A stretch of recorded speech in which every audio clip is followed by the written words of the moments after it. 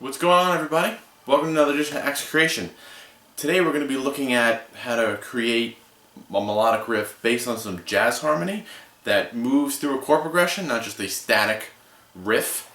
So we're going to do this, we'll break down some chords and put some extensions on it. So let's go over the chords first. Let me get a clean channel going on.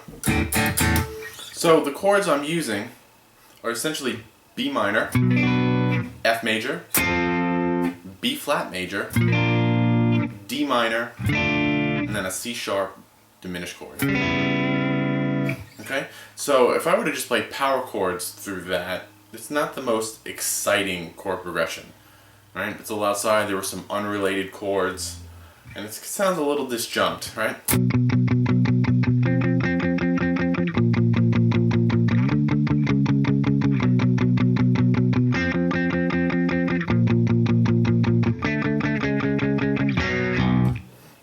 It's not the best sounding chord progression, but we're going to work it a little bit and change it up. So when we talk about jazz harmony, the first thing we're going to do is essentially create seventh chords on all of those. So we're going to take our B minor, our F major, and we'll turn them into seventh chords. So we get B minor 7, F major 7, B flat major 7, D minor 7, and then C sharp minor 7 flat 5. And already when I play like that, you can put a little syncopated, jazzy kind of rhythm on it, and it's going to sound much more interesting already.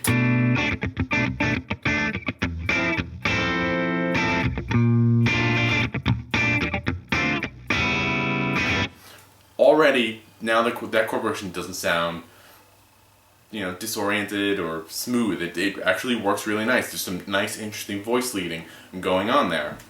So now let's build on that. I'm playing my 7-string. We're in standard tuning. If you're not playing a 7-string, this part of the lesson is going to be a little off on you because we're going to talk about some 7-string chord voicings, which is always fun. So we're going to take this B minor 7 chord. We're going to replace our B on our E string with our low open B. Really nice. And then we're going to bar the first 2 strings up top to create a minor 11 chord. So it's a B minor 11 chord. Okay? We have our 11th here, which is E, and then our 9 is up here. So we have our 7th, our 3rd, our 11th, and our 9th. B minor 11. Next chord is going to be F major 7, and we're going to turn it into an F major 7 sharp 11 chord. Don't be turned off by the chord names, big fancy chord names, if you don't necessarily know the intervals. That's okay.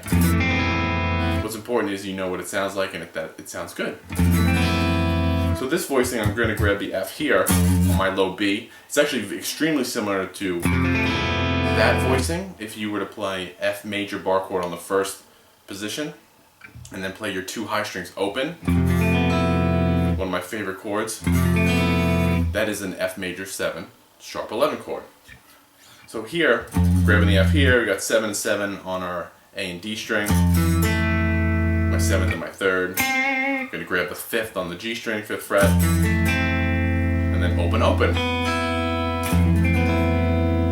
F major 7 sharp 11 chord. So our first chord is B minor 11. And then our second chord. Sounds great. Then we're going to move to the B flat chord. Essentially it's the same voicing as the B minor 11 chord, except instead of B in the bass it's going to be B flat. And that creates a B flat major 7 sharp 11. And then we play, instead of D minor 7, we're going to play D minor 9, one of my favorite little chords here.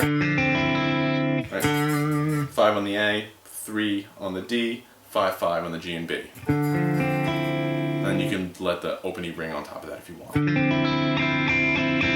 And then staying right there, leave your pinky down. You got your C minor 7 flat 5 chord. Nice little diminished chord, right? 4, 5, 4, 5. Now as the chord progression repeats, first chord is the same, second chord is the same. Now the third chord, instead of the B flat chord, we're actually going to play E flat here. It's still a major 7 sharp 11 chord, just a different root. Slightly different voicing. This time that sharp 11 is going to be up top. So it's 4 on the low string, 5 on our D string. Here's our major third. We have our 5th and our 7th here, barred 3rd fret on our G and B string. And then our sharp 11's up top. And then to finish it off, we're going to move the D minor down, big full. Love that chord. Alright, 3, which is D, open A, 3, 2, 3, open E. So big D minor 9 chord. And here, just if I move that down, my ring finger and pinky down a fret, I get an A7 chord. Very simple open position chord, but since I have the 7th string, I'm going to grab the C sharp on the bass. Okay? So that's just an A7 with a C sharp. So we've taken some simple chords, turned them into 7th chords,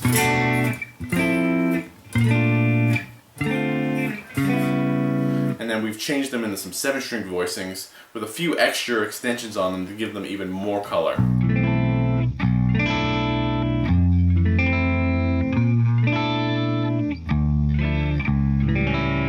Cool. So now let's get to the heavy riff. How do we outline a riff doing this? Well, let's switch over and get a heavy sound going on. Cool. So the first thing we want to do, get a groove going, see how we feel. So everything is based off B, so I'm going to be bouncing it off that. So, personally, I like some syncopated riffs, so I'm going to go to that. Right? So I got that.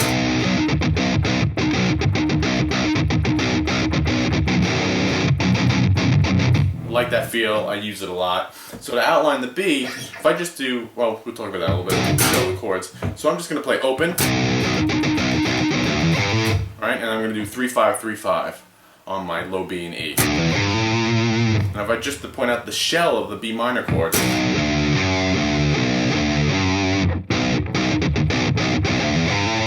next chord is F, so it's here.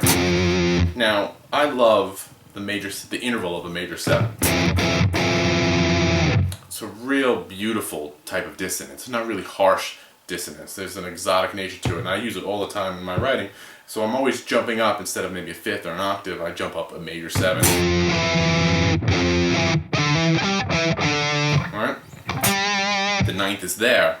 So if I play 6 and then skip a string 7, there's my major 7.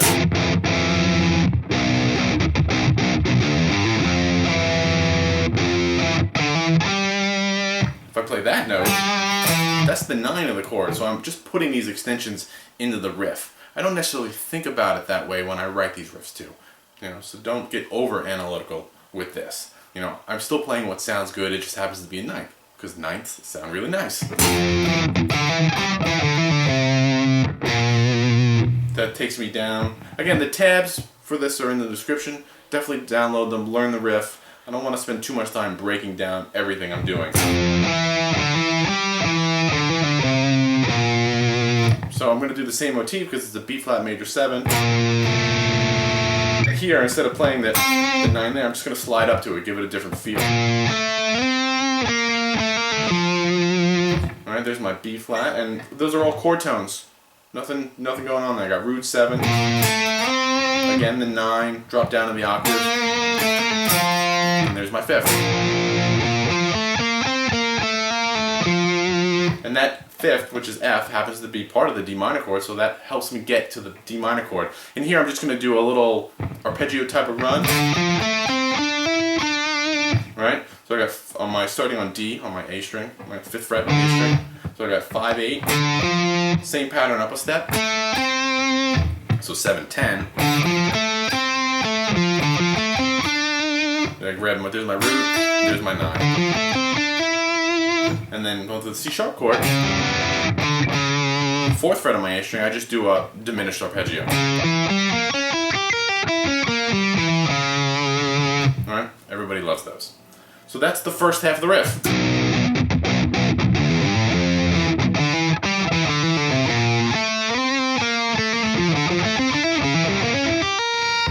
Okay, some of you might have noticed by picking up by listening to the example, the last measure, we're in 4/4, but the last measure happens to be a measure of 7/8, so chop off an 8th note, get a little 8th note feel going on there.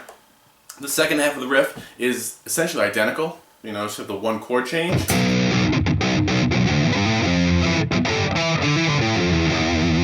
Obviously my turnaround to get there is a little different, rhythm's a little different. A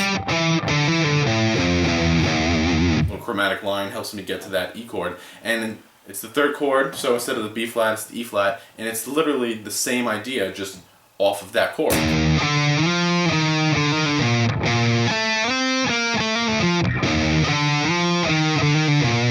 And then the D minor chord and the C sharp chord are the same idea, just an octave lower.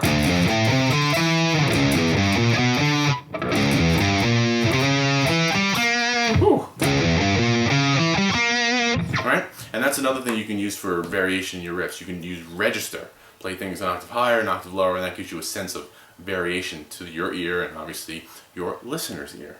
So that's the riff in a nutshell. And that's how we've played through a chord progression in a riff. And also we learned some nice fancy jazz chord extensions. So, as always, let me know what you come up with. The tabs, links to the description are down below. Cast your votes if you like what's going on here, and I'll see you next time. Thanks a lot.